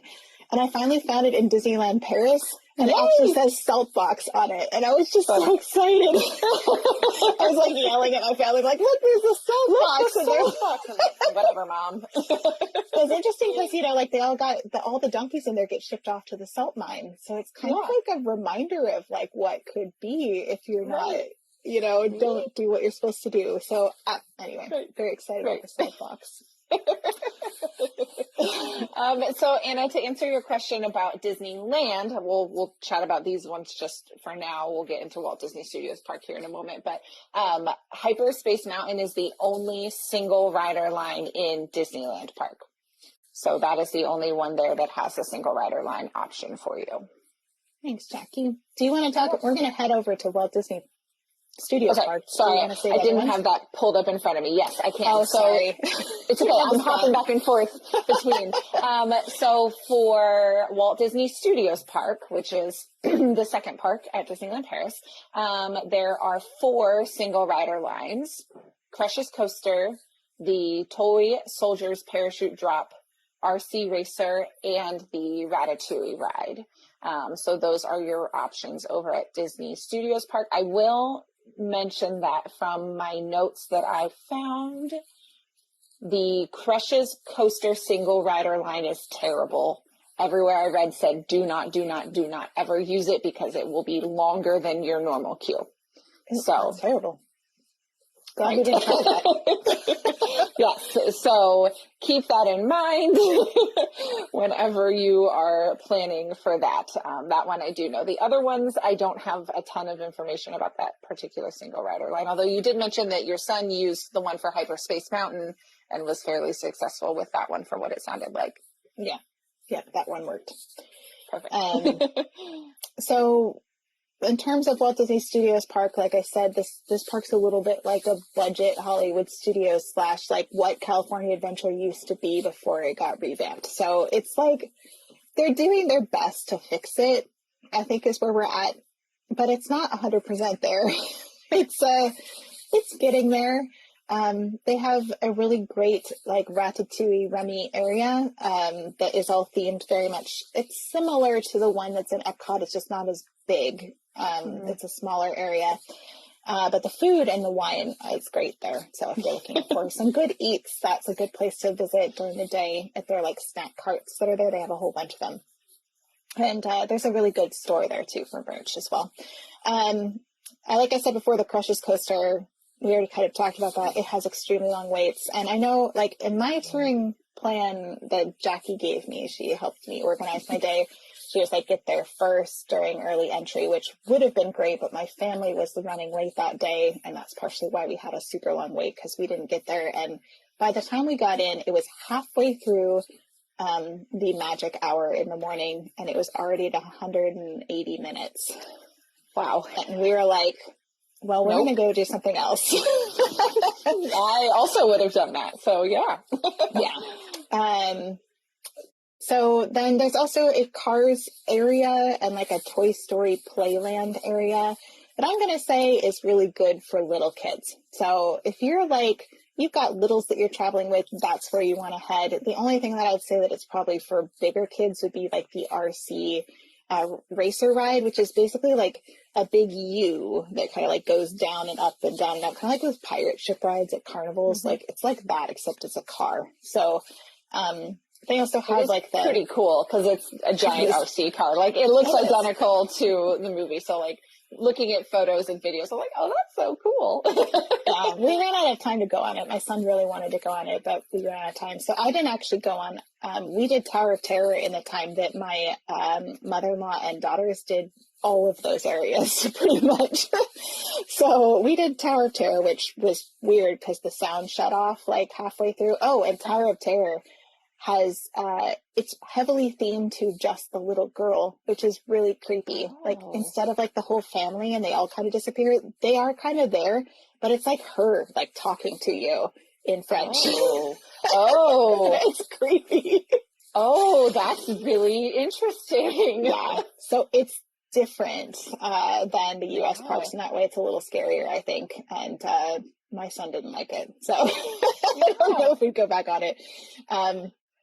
But yeah, the Cars area, if you're used to Radiator Springs, just go in with really low expectations. Like, just lower your expectations.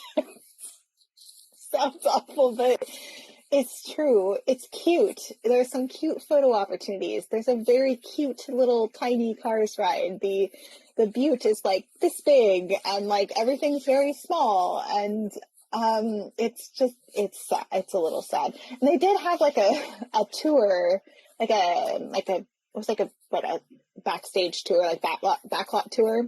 Yes. But they can like converted into a Cars theme. Yeah. And I was sending pictures to Kirk and Lem, and I was just like, what is this? Because I was like, this is weird. And it's basically like, here's a giant wrench. Here's the Eiffel Tower that made out of like oil cans. And then you're in this like canyon where there's like water coming at you and fire and all this stuff, which is really cool. And then it's like, and then there's some random cars on the side, and now you're done. It was not worth a walk over to where it is, because it's like the end of that whole walkway that starts at like the Ratatouille area. So yeah, it was something. Yeah, that was one, like looking at it, I'm like, well, I'm not exactly sure what this is. I wasn't sure what it was when I was on it. That makes sense. I think it would be good for, like toddlers. Maybe it's like a slow-moving tram with a few things on the side to look at here and there. Mm-hmm. And that's about it. So I don't know if I'd recommend that. I would say the Avengers Campus area is similar to the one in DCA in that it's small, but it does have some things in it, and it's heavily themed. I did not see as many characters as there were in DCA. They're out everywhere in DCA. This one was kind of like, there were shows that were scheduled, and they showed up, and they had the Hero Training Academy. Did you want to talk about that a little bit? I've been talking for a long time. Yeah. So the Hero Training Academy, the way that they market it is basically like you get to go into the Avengers headquarters that Tony Stark built and have an experience with an Avenger is basically what they do. And it is through a virtual queue. So they do, I think, 3 drops of virtual queues throughout the day, which is interesting because a lot of that type of thing, there's no way to know ahead of time what time it's going to be. So you just have to check in the morning. You can kind of do some research on like, well, it looks like it's going to be like 11, 2, and 4, or, that type of thing. So it was kind of interesting in that respect. And Stevie, I agree. We also thought it was going to be more like a Jedi training experience, but it was not. It was just a meet and greet with a superhero. So they have two different options that you can choose from. They have an option that is like a guaranteed meet and greet with a particular character. So when Kate and her family were there, it's just Spider-Man was the option. In the past, they've had like Spider-Man and Iron Man as like the set option. So you basically get a virtual queue to have like a one-on-one experience, or like just your party experience with that particular character. Or you can do the second option, which is like a random character. So it just depends on who they have available. And the list that I found online was very random as far as who you could meet in the mystery side. So Kate's family opted for the Spider-Man they didn't give me a side choice. Oh, you only had Spider-Man as the option. Yeah, so, it just was like, hey, here's Spider-Man. We're like, okay, guess we're meeting Spider-Man, which right. is fine. Like, yeah, so from what I saw, it was supposed to be two different options, and maybe it depends on staffing and the day and what they have available and who's there and all that type of thing. So yeah, it's just basically kind of like a more personalized meet and greet.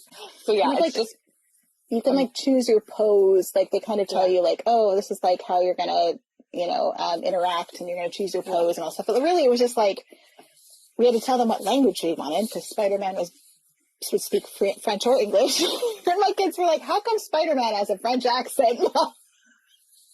So, if you're from the U.S., maybe be prepared to explain that. Yeah. We're in France, so, right. Yeah, it was fun. I think that it was worth it, especially if you are Marvel fans. I don't think my kids were like, they could kind of take or leave character meet and greets, which makes me sad, but that is just the case with my kids. So. Yeah, well, and because you mentioned, they don't have as many characters out and wandering. That's one of the best ways to interact with the Marvel characters there, because they don't have a bunch of just meet and greets out and available for people to do like you would usually see in Avengers Campus in Disneyland.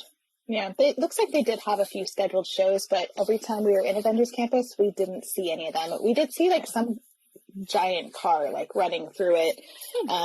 We did go on the roller coaster that was there, but that it's funny because when my son got off of it, he said, Mom, that felt just like Rock and Roller Coaster. And I laughed because I was like, I'm pretty sure it's just retrofit over Rock and Roller Coaster. So he could like tell that it was pretty much the same, which I thought was so funny. That they have. It's a really neat coaster, but it is a little bit extreme if you are, it was a lot. Like I was like, I'm done, one and done with that. I can't do that again. But my 8-year-old was brave and she went on it. So she survived. She got a little bit scared, but she decided to go. So yeah. Other things they have in the Avengers Campus area, they've got Web Slingers, which is pretty much identical to the one in DCA, except that what's his name? The actor that plays that. Which version is that? Is it the old Spider-Man or the new? No, it's the newer one. The newer one. Anyway, the actor that plays Spider-Man is dubbed over in French, so it's actually quite funny because you can tell he's not speaking it, because I know what it's supposed to be like. So is it Tom Holland?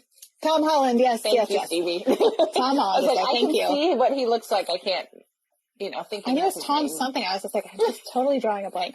So yeah, Tom Holland was there, just like he is in DCA, but they dubbed over. But the ride experience was identical. And I already knew how to get a really high score there. So if you're listening to this, you can impress whoever's with you and get a high score. Aim for, let's make sure Kirk doesn't hear this because I want to beat him when we go there. But aim for all of the spider bots that are like lit up. So the ones that are red or green or blue, especially the gold ones. Concentrate on those more than anything else, and then just try to get as much as you can. That's how you get a really high score. We got like high score of the day in our vehicle, and my daughter did almost as well as I did. So I was like, yay. So that's awesome. Good for her. Yeah. Every time I go there, little side note, if I'm by myself and I'm like get put in with other people, if there's ever like gamer guys that are like younger than me, and I always like beat them every time, and then they just like look at me and I'm like, well, Sorry. Just saying. So anyway. That's too funny. So, yeah. So Web Slingers is there. We already talked about the Remy area, and that's pretty much the park. There's like a part where you walk in that has a couple stores and restaurants, and it's funny because they have the Brown Derby there, but it's like a burger place, like a quick service burger place. Yeah. Not really like the Brown Derby we know in Hollywood Studios. Yeah. So, yeah. And this park is very small. Like when you look at the overall footprint in the map, it is very small. Like you think of like, I don't even know. I guess you think of like Hollywood Studios being a smaller park, but like it's what, maybe half the Hollywood Studios of Hollywood Studios. Yeah, without like Galaxy's Edge. Like Yeah. if we took Galaxy's Edge off, it'd probably be about that size. Yeah. It's not So big. not big. Not big. So yeah, Kate, you guys only really spent one full day there when you went? Yeah, not even. I think we did like till about late afternoon, like tea time. Like Elliot was like, I'm going to tea time. And so and then I stuck around. I did a couple things in the park, and then I went over to Disneyland Paris for the rest of the day. So we didn't actually end up going to see the show there, although I heard it was really cool with the drone show for Marvel. And my family was just showed out because of, which is what kind of leads us into our next topic. The shows are actually really spectacular, the drone shows in particular, because I'm pretty sure they can't fire off fireworks into the sky like they can in the US. Like, I think it's probably prohibited, and that's why they came up with another idea, because they do shoot fireworks from the castle, but they can't like launch them in the sky and set them off, I think. Yeah. So instead they have these amazing light shows. They're all done with programmed drones that if you haven't seen it, go see it, because it's amazing what they do with them, making them look like fireworks and stars and lighting them up at the time to the music. It's incredible. So I like that more than their fireworks show. It was like a 10-minute show. They had like a Disney 30th anniversary, which is ending at the end of September. So that one's going to be done probably when anybody goes here. But I hope they replace it with another one that's equally as impressive, because those are fantastic. And that one was just 10 minutes before the fireworks show. It's just a 10-minute drone show and then the fireworks. So the downside of the shows, the Disneyland Paris, is they have the shows right at park closing. And that means that every single person in the park is on Main Street USA or in the hub all at the same time. There's nowhere else for them to be unless they're like finishing up rides, and then they go there. And they don't have crowd control. If you're familiar with Disneyland, because it's a really small space, they have a lot of massive crowd control. Like you go in, it doesn't matter if you're trying to get to New Orleans Square, you have to go all the way through Tomorrowland and like around. Like they tell you, like, this is the path that you go to get through here to get to here. They don't have any of that. There's no paths. There's no way to get anywhere. The only thing you can do is if you're trying to get out of the park, they do have on Main Street USA, instead of just the main thoroughfare, on the other side of the shops, there's what they call an arcade. So it's like a covered walkway with like backdoor entrances to all the shops. And that is on both sides of Main Street USA. And that is your access to get in and out of the park when there's any show going on. But otherwise, you are not getting down Main Street at all. Period. Now, does that count for like the parades and stuff that you guys experienced as well? Because I know some of those parades have a fairly large draw when it comes to crowds.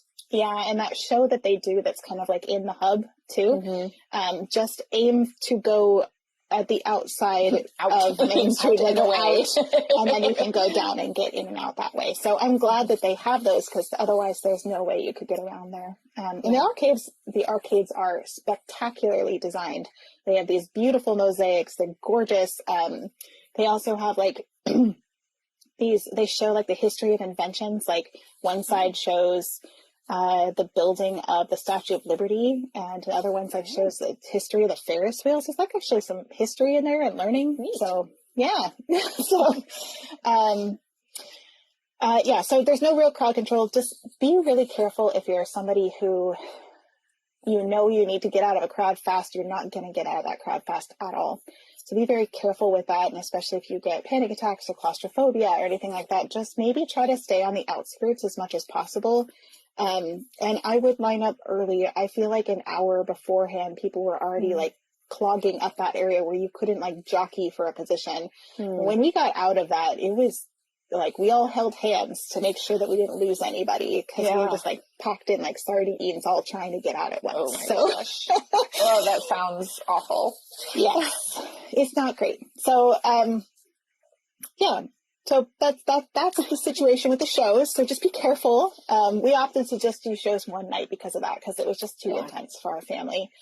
And again, they closed Fantasyland an hour before the rest of the park to prepare for that show. So, which I feel like we did not know. Like, I feel like going into it, that was not in anything that I read or any of the research that I did.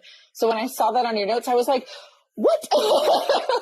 Yeah, and it wasn't even just like a portion of Fantasyland. Like in Disneyland, it's just the couple rides behind the castle. It's literally everything in the back of the park, because they clear the back of the park. So it's all of the rides in Fantasyland, which is like almost half the park they close. All right, so we already talked about how people do not understand or respect queuing. So we've already covered that. Looking at my notes here.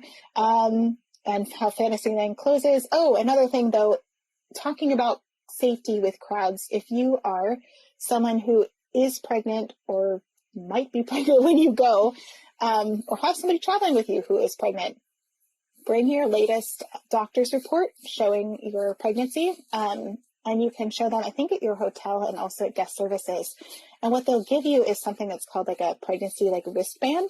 And they'll attach it to your wrist, and they might write the size of your party if they need to. But it allows you and I think 4 other people to go with you.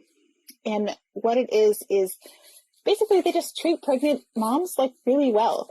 Wow. Which is so great. Yeah, so that's awesome. Any ride that is safe for a pregnant person to go on. So it's not a lot of rides, because a lot of them have lap bars, and those are disqualified. Like you can look, there's an accessibility map that will have little symbols next to it, and it'll say like no pregnancy, or like pregnancy advised, this could be dangerous depending on like your trimester, you know. Anything that has those red symbols on it, you can't go on, essentially. They won't let you. But anything else, you can actually use it kind of like a DAS pass, where you can go in the disability, like you can go either in the premier access line or you can go in the exit. And on that, like, accessibility, like chart, it'll actually tell you where to go as well. But that is so handy for that, but it's also will let you skip the lines for character meet and greets, and it gives you a special viewing location that's not crowded for parades and for those nighttime shows. So, I mean, yay for the pregnant ladies. Right? Like, that's awesome. Well, and you got to think that, you know, Disneyland Paris also does have their equivalent of the DAS pass, and it's, you know, very similar in that respect of what we're used to and all of that. But that is a phenomenal offering that they have for families and for women who are expecting to go. Like, yeah.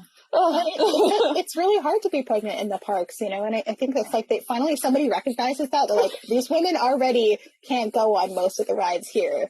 And they're probably hot and tired and their feet hurt, their back hurt. Like, let's give them something. Help them out. Right? I think it's just really wonderful. So yeah, it's really nice that they have that offering for people. Yeah. One of our last things is just to show you guys just a little bit of the merch that I got, which I'm already wearing one of them. This is the ears. They have these wonderful collections that are kind of like the attraction collections. And this one is some Small World ears, and they're both double-sided as well, but it really plays on the sun and the moon theme. There's just one moon and one golden sun. And so this is my lounge fly. Oh, it's so pretty. Which also has that sun and moon, which is a really heavily themed in Disneyland Paris. It has the numbers and the little soldiers drumming on the sides. It has the little fabric flags, which this one actually drives me nuts because it gets zipped into the top all the time. Oh, no. But it's so cute. It's a Small World on the back as well. And this is definitely one of my most favorite lounge flies that I've ever gotten. And inside is very much Mary Blair, kind of like geometric print as well. So I got that one. Very cute. I've already showed you guys the Phantom Manor lounge fly. And then I did get, this one is part of my sub giveaway for this month, but it's a big Thunder Mountain keychain. But also it says Thunder Mesa and has the little goat on it as well, and then a little lantern. I love that. That's awesome. And I didn't get a ton of things because I got that necklace that I forgot to bring up here. But then I mostly got books, guys, because this is what I get. Shocker. And Elliot insisted I got the art of Disneyland Paris, so this really shows a lot of the like concept art and everything behind it. And then I got these books that are for the 30th. I haven't even opened them yet, but I got their collector's edition for the 30th anniversary, and they have these beautiful bindings on them. And then inside is like stories and concept art from Disneyland Paris for pirates and space, and also one for Phantom Manor. And it says very cool. And it's both in French and English. I did open them up when we were there. There was an open one. Cool. But I envision a Distorian's Lounge soon where you maybe showcase some of that. Yes, that artwork that you found in those books, because I feel like a lot of us would love to see what's inside of those. Yes, I haven't even had a chance to open them. And right. I did get like a big Disneyland Park fun map as well. It's obviously not opened either. And then I got some ears. I showed you guys the big giant banner. This is Euro Disney. This is like the classic banner. They had that for Disney World recently too. So now I have both. And then that's sliding. Hold on. There we go. And then I got ears. So I have these ears that I'm wearing, but I also got the Disneyland Paris gold 30th ears. So it features the castle in the center with some stars, and then it's gold, and then it does say Disneyland Paris on the side. And these were all discounted because it was the end of the celebration. So they were 30% off. I love that. And then I got these ones as well that are just really pretty, kind of like iridescent white bow, and then these purple blue sequins as well.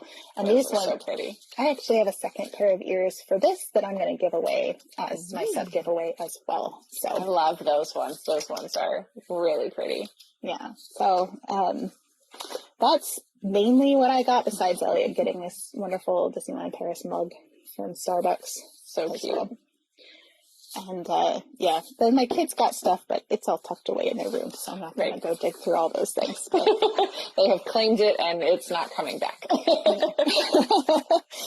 So that was, in a nutshell, Disneyland Paris. It was a lot. I love it. Yeah, it is a lot. Overall, I feel like the planning process for me on my end of things was a little intimidating, just like I said at the beginning, kind of not knowing what we were going into, and trying to do my best to make sure that Kate and her family were prepared to navigate the parks and have the best trip that they possibly could. So I think we did great. I think there are some things we just couldn't anticipate. Oh, like one thing that I didn't mention that is a really critical thing for you guys to know is that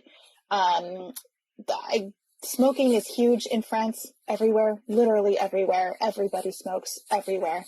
And so in the parks, they're still smoking sections, but people pretty much just smoke wherever they feel like it.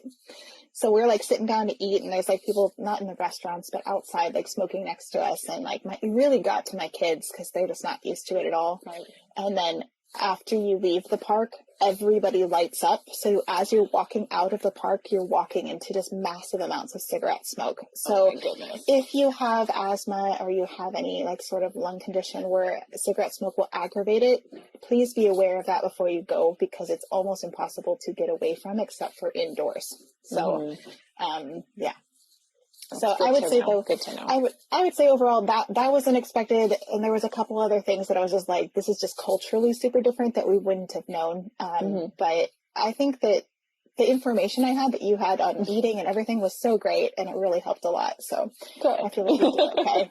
I did have a question: were there easy choices for children in Paris?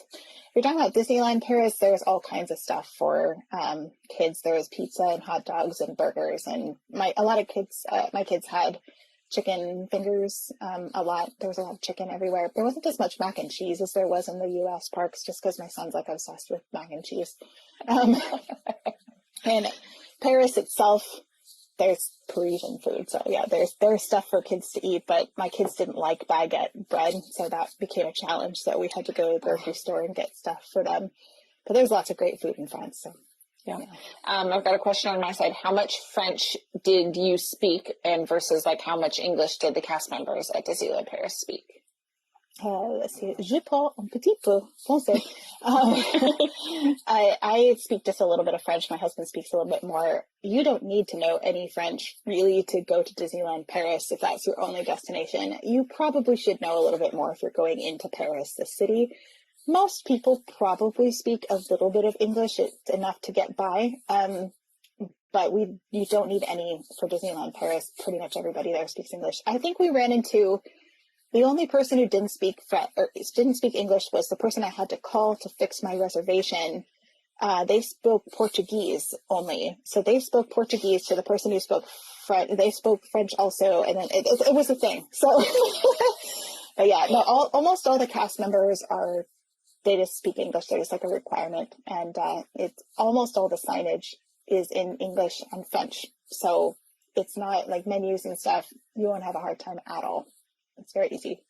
They knew that there would be a lot of people coming to this particular park. The Imagineers knew that when they designed it. So they specifically designed the park to not lean into language so much to tell the story as like things people could visually recognize. That's why Pirates of the Caribbean is a gigantic fortress, because then you see that and you're like, oh, that's the pirate ride, right? If you think of like the U.S. parks, you might not know it's a pirate ride from the outside because like Disney World kind of looks like an old Spanish building, and then Disneyland just looks like part of New Orleans Square. So they specifically made everything to look like a creepy old haunted house. This looks like a pirate thing. Like they made it so that it's accessible to anybody who speaks any language by using visuals rather than signage. I think that's why we didn't see so much signage, but you're like, oh wait, now that makes sense.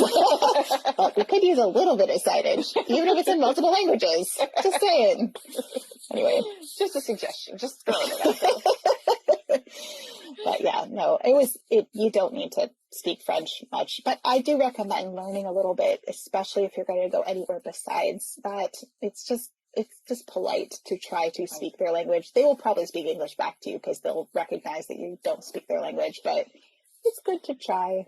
I feel like I did need it when I was in Paris. There were some things that you'd have to navigate around to understand, like even just like the word exit and things like that, getting off the metro, like you need to know those kinds of things. My kids thought it was funny that I said sortie, and I was like, okay. Hey, they're learning. It's good. They did. They learned some French. It was good. Do we want to end with our new segment, Kate, that we're going to start on our show, which is exciting. So exciting. So this is the first installment of our new segment that we're going to do to end our podcast episodes. And it is Ask the Moms. So this is just kind of a general Q&A that we're going to use to end our podcast episodes. So we are going to be reaching out to our listeners and our followers, and you guys can always send in questions for this via our Discord or send us a message on any of our social media platforms. All those links on how to contact us are in our bio here on our Mom Street side, and some of them are also in Kate's bio on her side as well if you're looking for the Discord or things like that. But our question this episode is, how do I find show times for fireworks or nighttime shows for my trip? So I feel like this is a little bit fitting because we talked about that a little bit with Disneyland Paris, but let's kind of give a general lowdown on how this works. So two different ways that you can find the times. If you're looking day of, very, very easy. It's on your app. So if you're in Disney World, it's on your My Disney Experience app. If you are in Disneyland, it's on your Disneyland app. And if you are in Disneyland Paris, it is on your Disneyland Paris app. All of those do have that information available to you. I know that on the Disney World and Disneyland app, if you're looking for a specific show, it's probably easiest just to search it in their search bar kind of on there. Disneyland Paris, it's like right on their home screen of their app, which is really, really nice. From the homepage, it says like it'll show the park hours for today. This is in the My Disney Experience app. And then you just click on today's show times, and then it will populate an entire list and show you everything that's available pretty much in every park. And you can click on if you click on the specific event or specific show, then it will give you more details about who it's for and if there's a showtime. This one says happily ever after, there's no showtimes today. And so it'll just tell you if it's happening or not, and if so, what time. So. Yeah. Now, if you're looking for it in advance, so if you're someone who's going in a month and you want to know what time Happily Ever After is going to be, or what time you're, if you're going, especially if you're going during like party season, when you're going during Halloween parties and Christmas parties, and you want to make sure that you get to see that particular show, you would want to use just the basic website on your browser. So again, whatever park you're visiting, head to that website, so either Disneyland.com or Disney World. And then my suggestion for you is, again, just to use that search bar. And then from there, it's going to pull up the ability for you to select the date that you're looking for, and it'll give you show times. Now, I will say Disney World, I know, typically doesn't do show times more than about 2 months, 3 months in advance. And I know that Disneyland Paris, it's hard to find it ahead of time. We ran into that problem when I was looking at like virtual queues and show times and that kind of stuff. A lot of their stuff is just day of. You can get the general gist if you kind of Google it and look at what other people have said previously, but Disneyland Paris is definitely a double check it the morning of, because you want to make sure that you've got it right. Yes. But for the U.S. parks, typically when you look on the website, you're able to search for whatever show it is. Or if you don't know the name of the show, you can look under the park category for whatever park you're going to be in for that night. I will say too, I've mentioned this before, that I've used touring plans for years, and they do a really great job giving you all the information for all the parks and all the shows. And they'll even do like predicted show times, even if they're not true yet, to give you kind of an idea when you're planning of, this is probably the show that will be happening and likely the time that it will be at. And then they firm it up as soon as Disneyland like releases their calendar. They absolutely like firm that up and make sure that it's correct. So I found touring plans really helpful for looking ahead, especially for show times and whatnot. Yeah. And those subscriptions to touring plans are fairly inexpensive, and it's an annual subscription, I believe. Is that correct, Kate? Yeah, and it's different for Disneyland and Disney World. They're two different subscriptions. Disneyland's a little cheaper than Disney World, just because Disney World's a little bit more robust, I guess I would say. It's a little bit more updated. But I want to say it's around $14 to $17 per year. It's not that much, especially if you're going more than once or you're going for a long trip and you just need help planning. I think it's worth the cost, in my opinion. Especially if you're not used to planning a Disney trip. It's real helpful. Yeah. And we've talked more about touring plans when we talked about like our one-day itineraries and our Genie Plus episodes. So if you want more information about that, you can hop back into our previous episodes and find it there. Yes. We are not sponsored by touring plans yet. Maybe. But I do like them a lot. Yes, very true.